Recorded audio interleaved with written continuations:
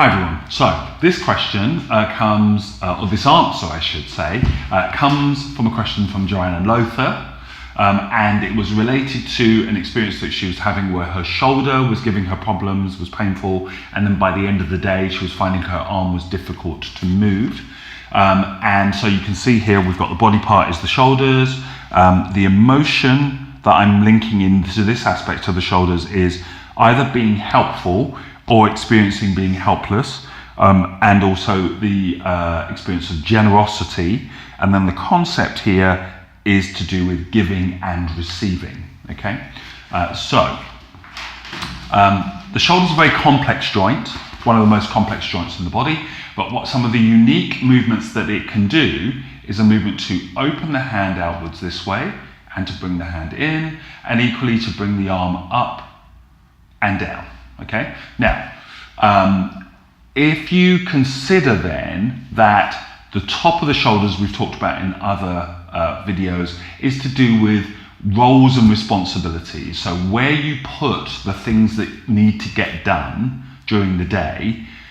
your own and other people's. Okay. They go on the shoulders, and then the shoulder is where you then discharge your responsibilities. So in other words, if I'm a parent, then I may need to do something for my child, and I keep it here until it's time to do it, and then I do that on behalf of my child. Or if I'm an employee, then my boss tells me that there's a job that I need to do, and I hold that like a physical expression of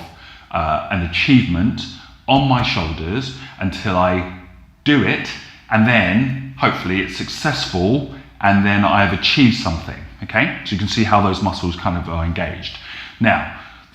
what often happens in the shoulders is if we have multiple roles, so we're a parent and we work and we're a partner and we might be a child, so we've got a parent who expects certain things from us as well, then our body is effectively pulled in different directions as to how much time to give, how much effort to give, and how committed to be. We talked about commitment being linked into the shoulders before, how committed to be to each one of those things.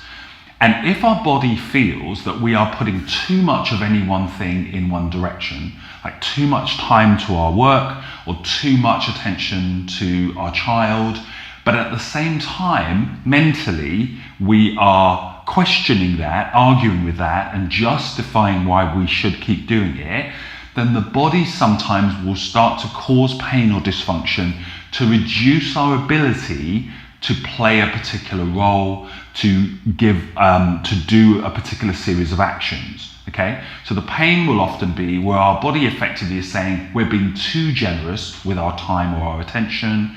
and equally that we're not asking for what we need, we're not receiving the resources that we need or asking for those resources to make sure that we're healthy, to make sure we're happy, to make sure that the experience is balanced. Okay, so in those instances, it's always very important to take off all of the roles that you're playing at the end of the day,